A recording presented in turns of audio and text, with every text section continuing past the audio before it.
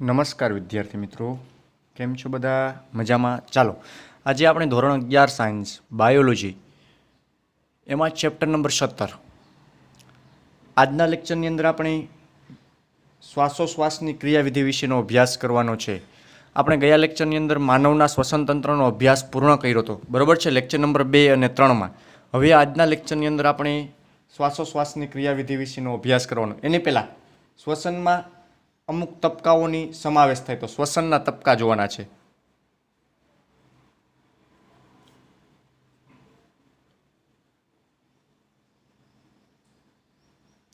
શ્વસનના તબક્કાઓની અંદર આપણે જોઈએ તો સૌપ્રથમ શ્વસનના તબક્કાઓની અંદર પહેલું શ્વાસોશ્વાસ અથવા શ્વસન વાત વિનિમય દ્વારા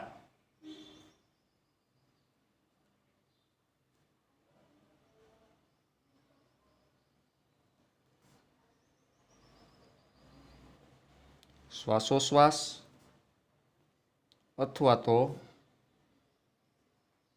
શ્વસન વાત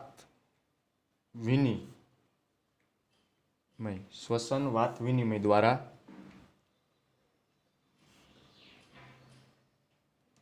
વાતાવરણની હવા એટલે કે વાયુ અંદર દાખલ થાય છે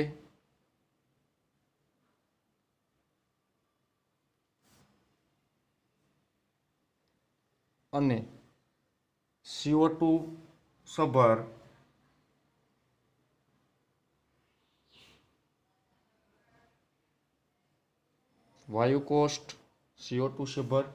વાયુકોષ્ઠોની હવા બહાર મુક્ત થાય છે. આપણે શ્વાસ લઈએ ને તે વાયુકોષ્ઠો ખાલી હોય છે. શ્વાસ લીધા બાદ એમાં CO2 યુક્ત હવા ભરાય છે, એને આપણે ઉશ્વાસ સ્વરૂપે બહાર કાઢીએ. ઉશ્વાસ બહાર કાઢતા પાછો શ્વાસ લઈએ, પાછો ઉશ્વાસ. એ પ્રકારે શ્વાસોશ્વાસની ક્રિયા છે એ આપણે કરીએ છીએ. બીજી પ્રક્રિયા વાયુઓનું એટલે કે O2 અને CO2 વાયુ પ્રસરણ વાયુકોષ્ઠોની સમગ્ર સપાટી દ્વારા થાય છે. જેટલા 300 થી 400 મિલિયન વાયુકોષ્ઠો આવેલા એ બધા દ્વારા વાયુઓની આપલે થાય છે. શરીરમાંનો CO2 અહીંયા આવે અને અહીંયાથી બહાર નીકળે. શરીરની અંદર જે O2 આવે વાયુકોષ્ઠોમાં આવે ને વાયુકોષ્ઠોમાં થઈ શરીરની પેશીઓ સુધી જાય છે. ત્રીજું વાયુઓનું વહન રુધિર દ્વારા થાય છે. ચોથું O2 અને CO2 નું પ્રસરણ રુધિર અને પેશીઓ વચ્ચે થાય છે. ચાલો, વાયુઓનું વહન શરીરમાં રુધિરની મદદથી થાય, પ્લસ શરીરમાં O2 પહોંચાડવાનું કાર્ય રુધિર કરે છે અને પેશીઓમાં ઉત્પન્ન થતો CO2 નું પ્રસરણ રુધિરમાંથી વાયુકોષ્ઠો સુધી પણ રુધિર જ કરે છે. પાંચમું O2 ને કોષ અપચય ક્રિયાઓમાં વાપરે છે. એટલે કોષીય શ્વસન દરમિયાન O2 નો વપરાશ થાય છે અને એના પરિણામે CO2 મુક્ત થાય છે. કેના પરિણામે? કોષીય શ્વસનના પરિણામે. તો આવું તમે ચેપ્ટર નંબર 14માં 11મા ધોરણની અંદર અભ્યાસ કરી ગયા. બરોબર છે? કયું ચેપ્ટર? 14મું ચેપ્ટર. એની અંદર કોષીય શ્વસન વિશેનો અભ્યાસ કરી ગયા. હવે આપણે શ્વાસોશ્વાસની ક્રિયાવિધિ અભ્યાસ કરવાની છે. આ 5 તબક્કાઓ જોયા. બરોબર છે? ત્યારબાદ 17.2 ટોપિક છે, એનું નામ છે શ્વાસોશ્વાસની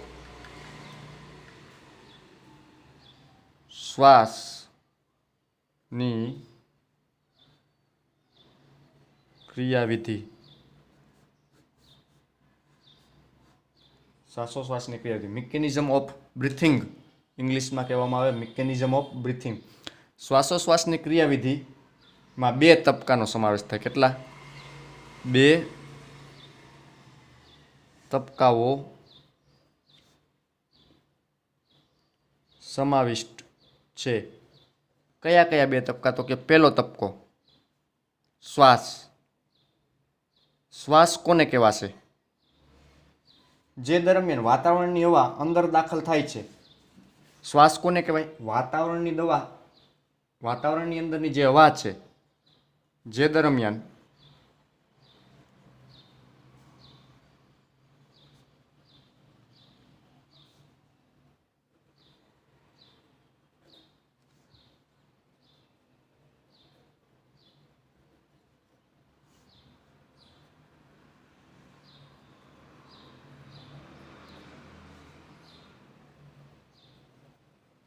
વાતાવરણની હવા આપણા શ્વસન માર્ગ મારફતે નાકમાં થઈ ફેફસામાં અંદર આવે તો એને શ્વાસ કહેવામાં આવે. પહેલો તબક્કો. બીજો તબક્કો ઉચ્છ્વાસ. ઉચ્છ્વાસ કોને કહેવાશે? તો ઉચ્છ્વાસ એટલે જેના દ્વારા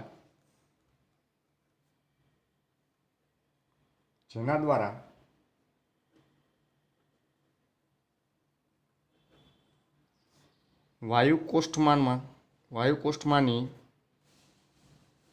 હવા એટલે ફેફસાની અંદર રહેલી હવા અથવા વાયુ બહાર મુક્ત કરીએ અથવા મુક્ત થાય છે એને ઉચ્છ્વાસ કહીએ છીએ. વાયુઓની ફેફસાઓમાં અને વાતાવરણ વચ્ચેની અવરજવર દબાણના ઢોળાંશ દ્વારા સર્જાય. કોના દ્વારા? વાતાવરણનું દબાણ, અવરજવર વાતાવરણ વચ્ચે. કોની વચ્ચે? વાયુઓ, ફેફસા અને વાતાવરણ વચ્ચેના અવરજવર દબાણ ઢોળાંશ. હવે આ શ્વાસોશ્વાસની ક્રિયા કેના હિસાબે થાય? તો કે વાયુઓની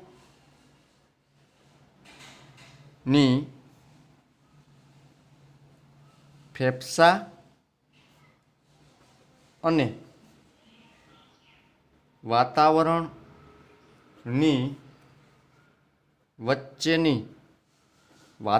અને ફેફસા વચ્ચેની જે અવર જવર દબાણ ઢોળાંશ, અવર જવર દબાણનું ઢોળાંશ દ્વારા સર્જાય છે. અવર જવર શેનું થાય? વાતાવરણની અંદર રહેલા વાયુઓ અને ફેફસા વચ્ચે, એ બે વચ્ચે ઢોળાંશ રચાય છે દબાણનો. એના હિસાબે વાયુઓની આપલે આવા પ્રકારે થાય છે. શ્વાસ ત્યારે જ થાય છે જ્યારે ફેફસાનું દબાણ વાતાવરણીય દબાણ કરતાં ઓછું હોય. એટલે કે ફેફસાનું દબાણ વાતાવરણના દબાણ કરતાં એકદમ ઓછું હોય તો જ વાતાવરણનું જે દબાણ ઓછું હશે તો વાતાવરણની હવા બહારથી ફેફસાની અંદર પ્રવેશે છે. બરાબર છે? ઓછું હોય એટલે વાતાવરણીય દબાણની સાપેક્ષમાં ફેફસાનું દબાણ કેવું હોય? ઋણ. હવે જો અહીંયા વાતાવરણનું દબાણ ધન હોય, એની સાપેક્ષમાં ફેફસાનું દબાણ ઋણ હોય તો ત્યારે જ શ્વાસની પ્રક્રિયા થાય, નકર શ્વાસની પ્રક્રિયા ન થાય. કેમ કે દબાણ ઋણ હોય તો ધન તરફથી ઋણ તરફ પ્રસરણ થાય એટલા માટે. તેવી જ રીતના આંતરફુફુસીય દબાણ વાતાવરણીય દબાણ કરતાં વધુ હોય તો ઉચ્છ્વાસ થાય. આનાથી ઉલટું આંતરફુફુસીય એટલે ફેફસાની અંદરનું દબાણ જો વાતાવરણીય દબાણ ઋણ હશે અને ફેફસાની અંદરનું દબાણ ધન હશે તો શું થશે? ઉચ્છ્વાસ. કેવું થશે? ઉચ્છ્વાસ થશે. તો શ્વાસ ક્યારે? ફેફસામાં ઋણ દબાણ, વાતાવરણનું ધન દબાણ અને ઉશ્વાસ વાતાવરણનું ઋણ દબાણ અને અંદરનું ધન, એટલે અંદર દબાણ વધશે તો અંદરની હવા બહાર આવે. આ પ્રકારનું દબાણનું નિર્માણ કરવા, આ બેનું દબાણનું નિર્માણ કરવા માટે જવાબદાર કોણ છે? ઉરોદર પટલ. ઉરોદર પટલ અને આપણા પાસળીઓની વચ્ચે આવેલ વિશિષ્ટ સ્નાયુ જૂથ જે બાહ્ય અને આંતરપાસળીય સ્નાયુઓ હોય. કેવા? જે બાહ્ય અને આંતરપાસળીય સ્નાયુ, જેને કેવા કહેવામાં આવશે? આંતરપાસળીય સ્નાયુ. બાહ્ય અને આંતરપાસળી સ્નાયુ, જેને કેવા નામથી ઓળખવામાં આવશે? ઇન્ટરકોસ્ટલ સ્નાયુ. કેવા? ઇન્ટરકોસ્ટલ સ્નાયુની મદદથી આવું થાય છે. શ્વાસ ઉરોદર પટલના સંકોચનથી શરૂ થાય છે અને ઉરસ્ય ગુહાનું કદ અગ્ર પશ્વ કદે વધે છે. એટલે જો શ્વાસ ક્યાંથી? ઉરોદર પટલ સંકોચાય. ઉરોદર પટલ સંકોચાય ને શ્વાસ લઈએ એટલે ઉરોદર પટલ નીચું જાય, ઉદર ગુહાનું કદ ઘટે. અગ્ર અને પૃષ્ઠ, વક્ષ અને પૃષ્ઠ ભાગે, વક્ષ એટલે છાતીનો ભાગ, પૃષ્ઠ એટલે કરોડસ્તંભ વાળો ભાગ, પાછળનો ભાગ, બંને તરફ આપણું કદ વધે છે ફેફસાનું. બાહ્ય આંતરપાસળીય સ્નાયુ સંકોચન પાસળીઓ અને ઉરસથીને ઉપરની તરફ ખેંચે. હવે જો આપણે પાસળી ઉપરના સ્નાયુ છે ને, આપણી પાસળી અને ઉરસથીને ઉપરની તરફ ધક્કો મારે. શ્વાસ લઈએ એટલે છાતીનો ભાગ ફૂલાય, તો એને ઉપરની તરફ ધક્કો માર્યો, જેથી ઉરસ્ય ગુહાનું પૃષ્ઠ વક્ષ અક્ષે કદ વધે છે. અને ઉરસ્ય ગુહાના કદમાં થતો કોઈ પણ આ પ્રકારની વૃદ્ધિને ફેફસાના કદમાં પણ સમાન વૃદ્ધિ થાય છે. જો ફેફસાનું કદ વધે તો જ ઉરોદર પટલનું કદ વધે, એ ખાસ યાદ રાખવાનું. ક્યારે ઉરોદર પટલનું કદ વધશે? ઉરોદર પટલમાં કાંઈ ફેરફાર થાય તો ફેફસાનું કદ વધે, ફેફસાનું કદ વધતા ઉરસ્ય ગુહાનું કદ વધે છે. તો આ પ્રકારે વૃદ્ધિ જોવા મળે. અને ફેફસાના કદમાં વધારો આંતરફુફ્ફુસીય દબાણમાં ઘટાડો કરે. એટલે ફેફસાની અંદર જે દબાણ હતું ને એમાં ઘટાડો કરશે, જે વાતાવરણીય દબાણ કરતાં ઓછું હોય. અને આ દબાણથી બહારની હવા ફેફસામાં ધકેલાય એટલે કે એને શ્વાસ કહેવામાં આવે. શું કહેવામાં આવે? શ્વાસ કહીએ છીએ. બરોબર છે? આગળ પાછળ ધકેલાય છે એટલે એને શ્વાસ કહીએ છીએ. હવે જોઈ શ્વાસની પ્રક્રિયા થઈ. હવે પછી આવે છે ઉચ્છ્વાસની પ્રક્રિયા. ઉરોદર પટલ અને આંતરપાસળીય સ્નાયુઓ શિથિલનથી ઉરોદર પટલ ઉરસથી પોતાનું મૂળ સ્થાન પર પરત આવે. પાછા આ બધી જે સ્નાયુઓ હતી, ઉરસથી આંતરપાસળીય સ્નાયુ, ઉરોદર પટલ, પાછા મૂળ સ્થિતિમાં આવે એટલે વિકોચન પામશે, શિથિલન સ્થિતિમાં આવે ત્યારે ઉરસ્ય ગુહાનું કદ ઘટે છે, જેથી ફુફ્ફુસીય કદમાં પણ ઘટાડો થાય છે. અને આંતરફુફ્ફુસીય દબાણ એ વાતાવરણના દબાણ કરતાં થોડું વધારા તરફ દોરી જાય છે, જેનાથી ફેફસાની હવા બહાર નીકળે છે એટલે કે એને ઉશ્વાસ કહેવામાં આવે. ફેફસાની હવા બહાર નીકળે તો એને ઉશ્વાસ કહેવામાં આવે. તો શ્વાસ અને ઉશ્વાસની અંદર શું જોવા મળે છે એની પ્રક્રિયાઓ આપણે જોઈએ. ચાલો આપણે ટેક્સ્ટ બુકની અંદર જોઈએ એની પ્રક્રિયાઓ. જ્યાં શ્વાસ લે છે ને એટલા કદ આ નીચે આવ્યું ઉરોદર પટલ, આ બે ભાગે આમ પોળું થયું, છાતીનો ભાગ, બરાબર? તો એ શ્વાસ. અને આ છે ને ઉશ્વાસ. તો ફેફસા સંકોચાણા, આ પટલ છે ને એ ઉપરની તરફ ગયું ઉરોદર પટલ, આ ઘુમટ આકારનું, એટલે ફેફસા નાના થઈ ગયા, હવા બહાર નીકળી. ફેફસા મોટા થયા તો હવા અંદર આવી. તો આ પ્રકારની ક્રિયા જોવા મળે છે. ચાલો આપણે ઉદરમાં વધારાના સ્નાયુની મદદથી શ્વાસ અને ઉશ્વાસની ક્ષમતામાં વધારો કરી શકીએ. આપણે શ્વાસ અને ઉશ્વાસની ક્ષમતામાં કાર્ય પ્રમાણે વધારો ઘટાડો કરી શકીએ. પરંતુ સરેરાશ એક સ્વસ્થ મનુષ્યમાં શ્વાસની ક્રિયા છે ને પ્રતિ મિનિટ કેટલી હોય છે? 12 થી 16 વખત છે. શેની? શ્વાસોશ્વાસની પ્રક્રિયા 12 થી 16 વખત શ્વાસ અને ઉશ્વાસની ક્રિયા કરે છે, એટલે એને શ્વાસોશ્વાસ કરીએ છીએ. શ્વાસોશ્વાસની ગતિવિધિમાં સામેલ વાયુઓના કદનું માપન, આની અંદર જે સામેલ વાયુઓ છે ને વાયુઓના કદનું માપન છે ને એ સ્પાયરોમીટરની મદદથી કરી શકાય. આ મીટરની મદદથી વાયુઓના કદનું નિયમન થાય છે. એની મદદથી સ્પાયરોમીટરથી વાયુઓના કદનું નિયમન થાય છે, જે ફેફસાના કાર્યનું દાક્તરી નિદાન મૂલ્યાંકન કરવા માટે, ફેફસા કેટલા કાર્યરત છે એના માટેનું એક આવી બોક્સ જેવી પેટી આવે. અત્યારે કોરોના કાળમાં તમે જુઓ તો ઘણા બધાને સ્પાયરોમીટર આપે. એમાં ફૂંક મારવાની, ફૂંક મારવાથી એમાં 3-4 બોલ હોય, બોલ ઉપર ચડે, અથવા ઊંધું રાખો તો અંદર ફૂંક લેવાની તો બોલ પાછા ઉપર ચડે. એ પ્રકારે સ્પાયરોમીટરની શરત આવે. એની મદદથી આ બધી ક્રિયાઓ કરવામાં આવતી હોય છે. બરાબર છે. તો આ પ્રકારે શ્વાસોશ્વાસની ક્રિયાઓ છે એ જોવા મળે છે. હવે શ્વાસોશ્વાસની ક્રિયા બાદ આપણે શ્વસનનું કદ અને ક્ષમતા આનો અભ્યાસ કરવાનો છે. શ્વસનનું કદ અને ક્ષમતા આનો અભ્યાસ કરવાનો છે.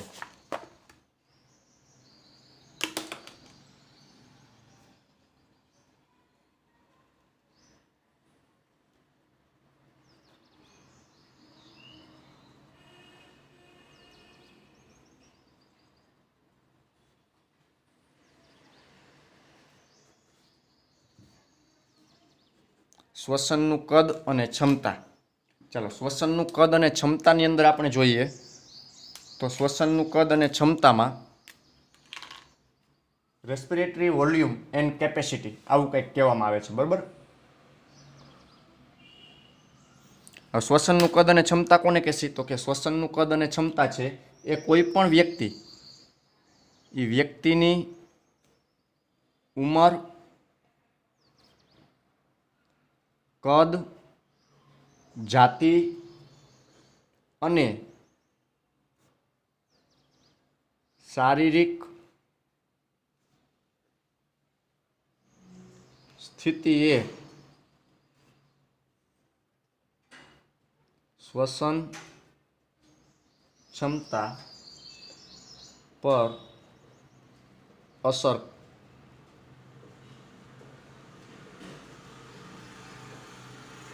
કરે છે. જો ઉંમર, કદ, જાતિ અને શરીરની સ્થિતિ આ બધી વસ્તુઓ શ્વસનના કદ ઉપર અસર કરે છે.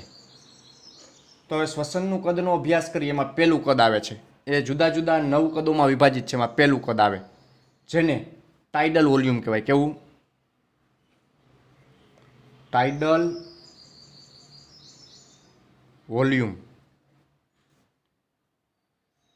આ એનું કદ છે. એને ઇંગ્લિશમાં ટીવી કહેવાય. T four tidal, V for volume.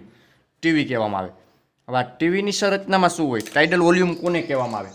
તો ટાઇડલ વોલ્યુમ છે ને એ દરેક શ્વાસોશ્વાસ દરમિયાન ફેફસાની અંદર અને બહાર નીકળતી હવાનું કદ છે. આવશ્યક હવાનું કદ. ટાઇડલ વોલ્યુમ એટલે કેવું? આવશ્યક હવાનું કદ. આને કેવું કહેવામાં આવશે? આવશ્યક હવાનું કદ. આવું આવશ્યક હવાનું કદ એટલે સામાન્ય શ્વસન ક્રિયા દરમિયાન વાયુઓ શ્વાસ અને ઉશ્વાસનું કદ છે. કેવું કીધું? સામાન્ય શ્વસન ક્રિયા દરમિયાન એટલે દરેક શ્વાસોશ્વાસ દરમિયાન 2 પ્રકારની વ્યાખ્યા છે. તો આપણે બુક પ્રમાણની જે વ્યાખ્યા છે એ પહેલાં હું લખું છું. સામાન્ય શ્વસન ક્રિયા દરમિયાન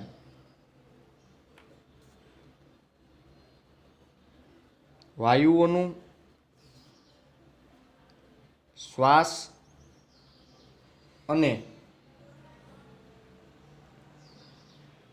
ઉશ્વાસનું કદ. દરેક શ્વાસોશ્વાસ દરમિયાન અહીંયા આપણે એવું કહી શકીએ દરેક શ્વાસોશ્વાસ દરમિયાન ફેફસાની અંદર અને બહાર નીકળતી હવાનું કદ કહી શકીએ. એટલે આપણે શ્વાસ અને ઉશ્વાસ કીધું. આ અંદર આવે છે અને આ બહાર નીકળે છે એવી હવાનું કદ. તો એવી હવાનું જે કદ છે એ કેટલું હોય? આવી હવાનું કદ કોઈ સામાન્ય વ્યક્તિમાં, નોર્મલ વ્યક્તિમાં 500 ml હોય. કેટલું હોય? સામાન્ય હવા 500 ml લઈએ અને સામાન્ય હવા 500 ml બહાર કાઢી એટલે 500 મિલી જેટલું છે. એટલે કે સ્વાસ્થ્ય માણસમાં દર મિનિટે આશરે 6000 થી 8000 મિલી વાયુઓ શ્વાસોશ્વાસની પ્રક્રિયા કરે. કેટલું? 6000 થી 8000 સ્વાસ્થ્યમાં. બરાબર. આ પેલું ટાઇડલ વોલ્યુમ. હવે બીજું આવે છે એની અંદર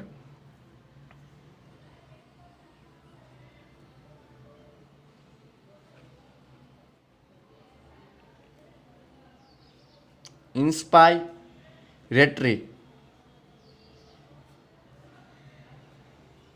રિઝર્વ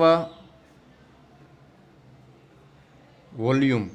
ઇન્સ્પાયરેટરી રિઝર્વ વોલ્યુમ એ ટૂંકમાં IRV.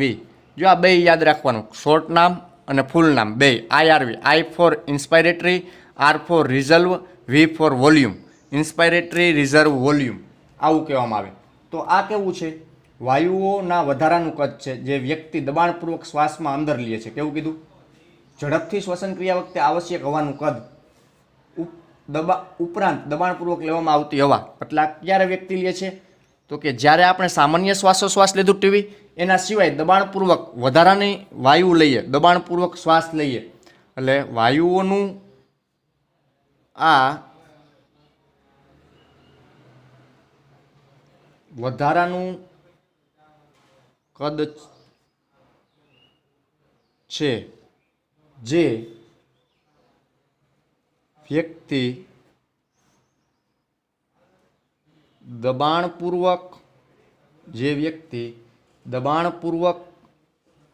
શ્વાસમાં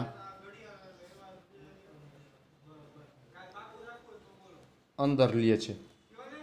હવે કેવું ઝડપથી શ્વસનની ક્રિયા આપણે કરતા હોય ને એ વખતે આપણે દબાણપૂર્વક વધારાની જે હવા લઈએ એને ઇન્સ્પાયરેટરી રિઝર્વ વોલ્યુમ કહેવામાં આવે. આ ઇન્સ્પાયરેટરી રિઝર્વ વોલ્યુમ છે ને એનું કદ કેટલું હોય છે તો કે સરેરાશ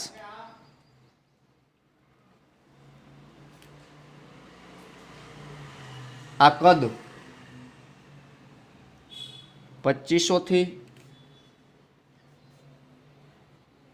3000 મિલી, 2500 મિલીથી 3000 મિલી હોય છે, એટલે ml જેટલું હોય છે. ત્યાર પછી આવે છે ત્રીજું એક્સપાયરેટરી. ઇન્સ્પાયર એટલે વધારે કરવું, એક્સપાયરેટરી એટલે બહાર કાઢવું.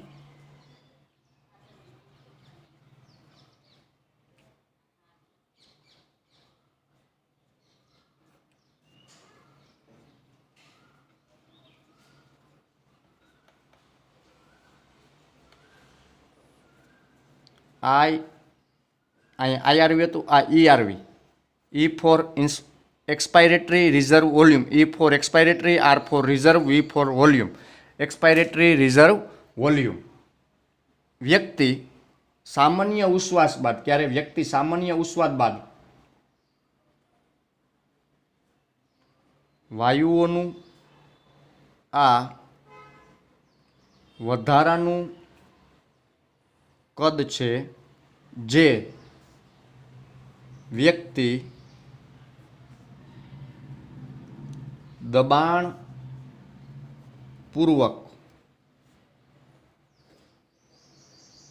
ઉશ્વાસ દ્વારા બહાર કાઢે છે. અને આનું સરેરાશ કદ કેટલું હશે? સરેરાશ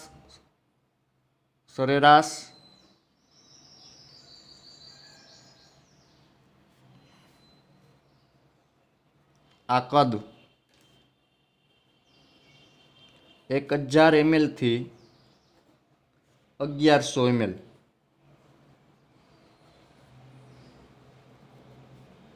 છે. જો સામાન્ય શ્વાસ 500 ml લઈ ત્યારબાદ દબાણપૂર્વક જે શ્વાસ લઈને વધારાના કાર્ય માટે એને ઇન્સ્પાયરેટરી રિઝર્વ વોલ્યુમ કહેવાય. સામાન્ય ઉશ્વાસ બહાર કાઢીએ એના સિવાયનો વધારાનો દબાણપૂર્વક જે ઉશ્વાસ બહાર કાઢીએ એને એક્સપાયરેટરી રિઝર્વ વોલ્યુમ કહેવામાં આવે છે. બરોબર છે? તો આ પ્રકારે. હવે ચોથું આવે છે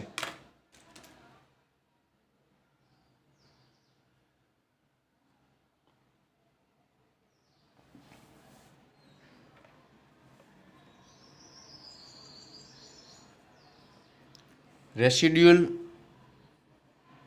volume, RV. Residual volume RV તે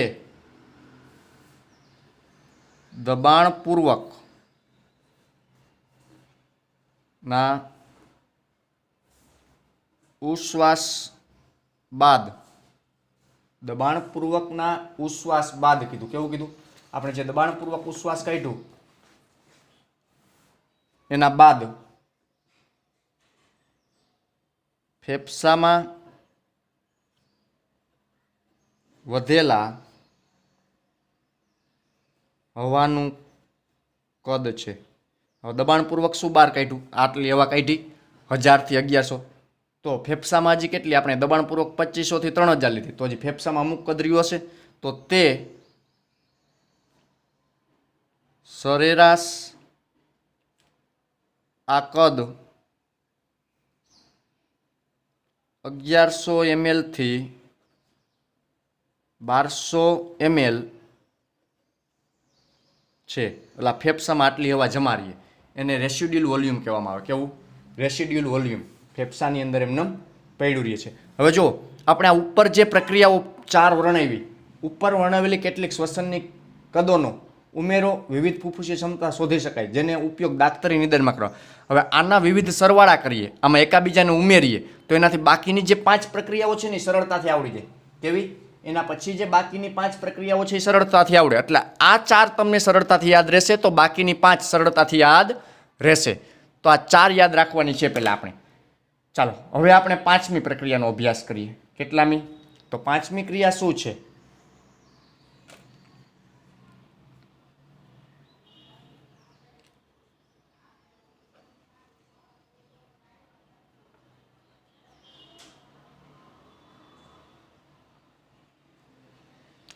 ઇન્સ્પાયરેટરી કેપેસિટી એટલે ક્ષમતા. કેપેસિટી એટલે ક્ષમતા. IC. I for inspiratory, C for capacity. Inspiratory capacity કોને કહેવાય? તો ઇન્સ્પાયરેટરી કેપેસિટી એટલે એવું થાય કે સામાન્ય ઉશ્વાસ બાદ, કેવું કીધું? સામાન્ય ઉશ્વાસ બાદ વ્યક્તિ દ્વારા દાખલ કરવામાં આવેલા હવાનું કુલ કદ. સામાન્ય ઉશ્વાસ બહાર કાઢ્યો ત્યારબાદ દબાણપૂર્વક જે હવા અંદર દાખલ કરવામાં આવે છે તો એને આઈસી કહેવામાં આવે, જેમાં ટાઇડલ વોલ્યુમ અને ઇન્સ્પાયરેટરી રિઝર્વ વોલ્યુમનો સમાવેશ થાય છે. આ બેની અંદર કોનો સમાવેશ થશે? તો અહીં ટૂંકમાં લખું છું, ટાઇડલ વોલ્યુમ પ્લસ આઈઆરવી. આ બંને શ્વાસની ક્રિયા છે, બરાબર? આ બંનેમાં આવે શ્વાસ ને ઉશ્વાસ. તો સામાન્ય શ્વાસ પ્લસ દબાણપૂર્વકનો શ્વાસ.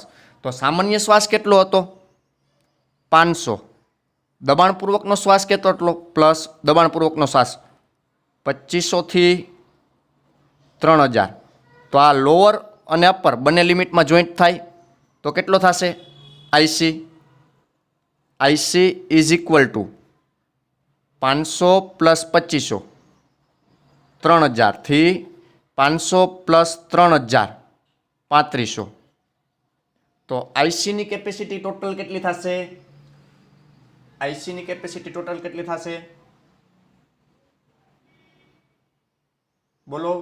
3000 થી 3500 જેટલી. આઈસી ઇઝ ઇક્વલ ટુ શું થશે? અહીં આઈસી ઇઝ ઇક્વલ ટુ આપણે આવું સૂત્ર થાય, IC is equal to TV plus IRV થયું સૂત્ર. તો આ પ્રમાણે એની કેપેસિટી આવે, બરોબર? તો આ જો ઉપરના બે યાદ રાખ્યા તો ઇન્સ્પાયરેટરી કેપેસિટી ખ્યાલ આવ્યો. હવે ત્યારબાદ એક્સપાયરેટરી capacity.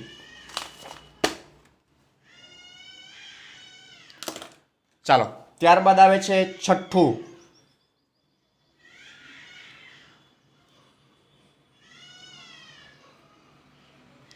Expiratory capacity. Expiratory capacity એટલે EC. E for expiratory, C for expiratory capacity. Expiratory capacity એટલે કોનો સરવાળો થશે? TV plus IRV. તો એક્સપાયરેટરી કેપેસિટી કોને કહેવામાં આવે? સામાન્ય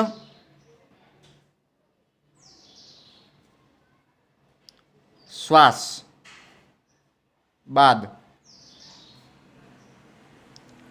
વ્યક્તિ દ્વારા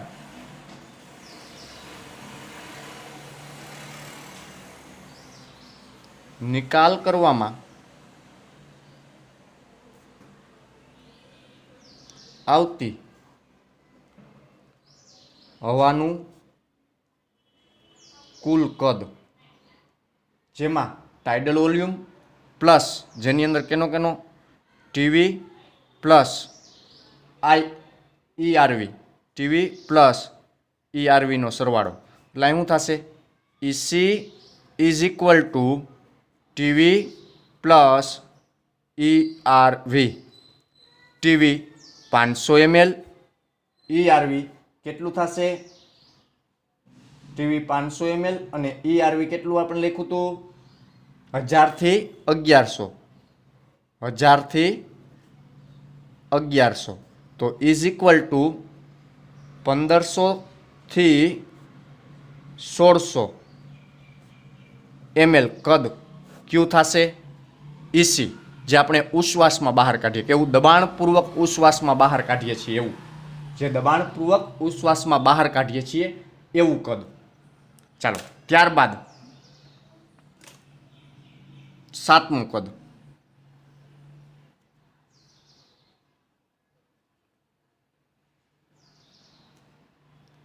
ફંક્શનલ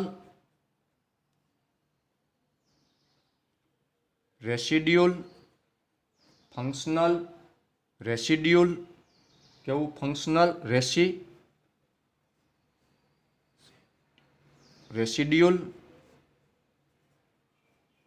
કેપેસિટી FRC.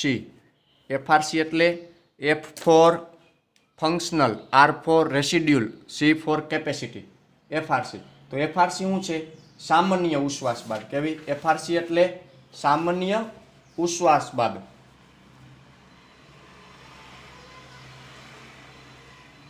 સામાન્ય ઉશ્વાસ બાદ ફેફસામાં રહેલા હવાનું કદ. સામાન્ય ઉશ્વાસ બહાર કાઢ્યો 500 ml બહાર કાઢી નાખો, બરોબર છે? 500 ml બહાર કાઢતા એની અંદર હવાનું કદ કયું રહ્યું? તો આ દબાણપૂર્વક જે આ એક હવાનું કદ રહીએ અને એક આરવી રહીએ. કયા કયા બે કદ રહીએ ફંક્શનલની અંદર? તો ફંક્શનલ એટલે એની અંદર સામાન્ય કદ બાદ વધતો સરવાળો એટલે ERV પ્લસ આરવીનો સરવાળો થાય. તો આપણે કહી શકીએ FRC is equal to ERV plus RV. ERV કેટલું હશે અને આરવી કેટલું હશે? તો એ બે આપણે હજી એમના લખ્યા. ERV છે એ 1000 થી 1100 પ્લસ આરવી. આરવી કેટલું આપણે લખ્યું? 1100 થી 1200. 1100 થી 1200 ml. તો અહીં ઇઝ ઇક્વલ ટુ કેટલું થશે? અપર લિમિટ, લોઅર 2100 થી 2300 ml. આ ફંક્શનલ કાર્યમાં વપરાતી હવાનો જથ્થો, જેને ફંક્શનલ કહેવામાં આવે, 2100 થી 2300 જેટલો થાય, બરોબર છે? 2100 થી 2300 જેટલો હવાનો જથ્થો જોવા મળે છે. ચાલો સમજાણું આટલે સુધી.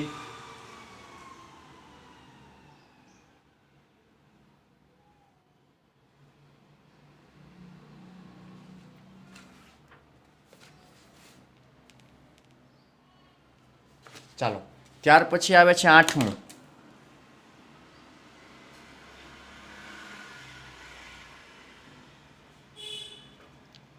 Vital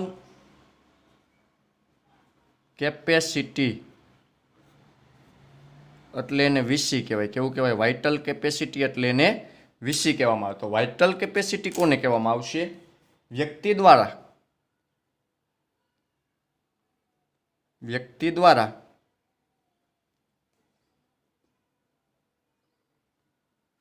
દબાણપૂર્વક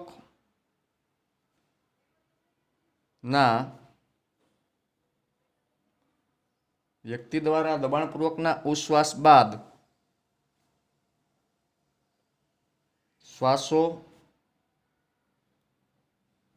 શ્વાસમાં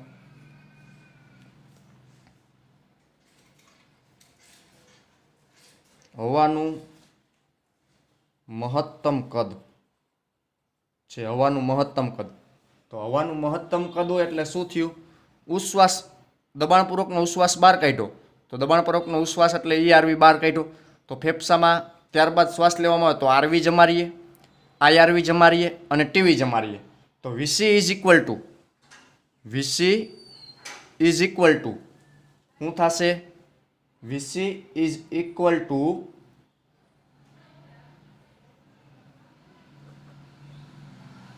TV plus ERV plus IRV. બરોબર છે? આ એક એમને RV છે એ એક બાદ કરવાનું. TV, ERV અને IRV આ ત્રણેયનો સમાવેશ થાય છે. અથવા હવાની મહત્તમ માત્રા કે જે વ્યક્તિ દબાણપૂર્વક શ્વાસ બાદ ઉશ્વાસ કરી શકે એટલી. તો આની અંદર આ ત્રણેય વસ્તુનો સરવાળો આવે. તો ત્રણેય વસ્તુના સરવાળાની અંદર શું થશે? TV કેટલું છે? 500 પ્લસ ERV. તો ERV કેટલું આપણે છે? 1000 થી 1100 પ્લસ IRV 2500 થી 3000. તો ઇઝ ઇક્વલ ટુ કેટલું આવશે? આ બધાનો ટોટલ સરવાળો કરીએ એ એની ક્ષમતા થાય. બરાબર છે? 500, 2500, 3000 અને 4000. 4000 થી 500 ને 1100 1600, 1600 ને 3000 4600 ml. તો વાઇટલ કેપેસિટી 4600 ml થાય. ત્યારબાદ આવે છે 9મું, total lung capacity. Total lung capacity એટલે શું? તો કે ટોટલ લંગ કેપેસિટી કોને કહેવામાં આવશે? તો ટોટલ લંગ કેપેસિટીને TLC, ટોટલ લંગ કેપેસિટી. ફેફસાની કુલ ક્ષમતા કેટલી છે? તો ફેફસાની કુલ ક્ષમતા આપણે જોઈએ હવા સમાડવાની.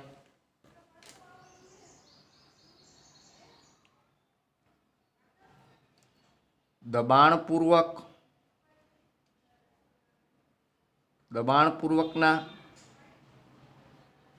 શ્વાસ બાદ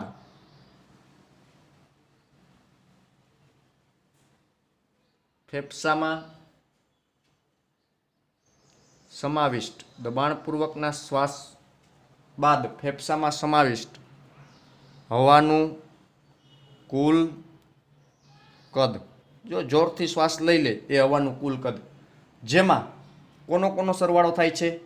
જેની અંદર સરવાળામાં જોઈએ તો TLC is equal two RV plus ERV plus TV. બરાબર છે? અથવા તો એને બીજું શું કહેવામાં આવશે? આ બે શું થયું? VC થયું vital capacity TV plus ERV. TV plus ERV એટલે VC થયું. TV plus ERV plus IRV. તો RV એમનમ અને આ ત્રણેયનું શું થાય? VC vital capacity. તો આપણે એ ત્રણેયનું લખવું હોય તો અહીં ઉપરનો જો સરવાળો કરીએ નીચેનો સરવાળો કરીએ. ઉપરમાં RV કેટલું? તો કે RV છે એ 1100 થી 1200 પ્લસ 1000 થી 1100 પ્લસ 500 અને પ્લસ 2500 થી 3000. તો આનો ટોટલ સરવાળો કેટલો થશે? 5100 થી 5800. આની જગ્યાએ ડાયરેક્ટ RV 1100 થી 1200, 1100 થી 1200 પ્લસ આનો સરવાળો 4000 થી 4600. તો ઇઝ ઇક્વલ ટુ 5100 થી 5800 ml. ટોટલ કદ આટલું થયું. બરાબર છે? તો રેસિડ્યુઅલ વોલ્યુમનો સમાવેશ થાય. તો આ આપણી શ્વસન કદ અને ક્ષમતા છે. એની ક્ષમતા અને કદનો સમાવેશ આટલો થાય છે શ્વસનનો. તો આમ શ્વાસોશ્વાસની પ્રક્રિયામાં જ્યારે આપણે મહત્ત્વનું બળવાળું કાર્ય કરીએ તો ત્યારે વધારાનો શ્વાસ આવો મેળવીએ છીએ. તો આજના લેક્ચરમાં આપણે અહીંયા સુધી રાખીએ. આવતા લેક્ચરની અંદર આપણે વાયુઓની આપલે વિશેનો અભ્યાસ કરવાનો છે. જે આપણા શરીરની અંદર ઓક્સિજન, CO2 આ બધાની આપલે કેવી રીતના થાય છે, એનું વહન કેવી રીતના થાય છે એના વિશેનો અભ્યાસ કરીશું. આજનો લેક્ચર આપણે અહીંયા પૂર્ણ કરીએ છીએ. અસ્તુ.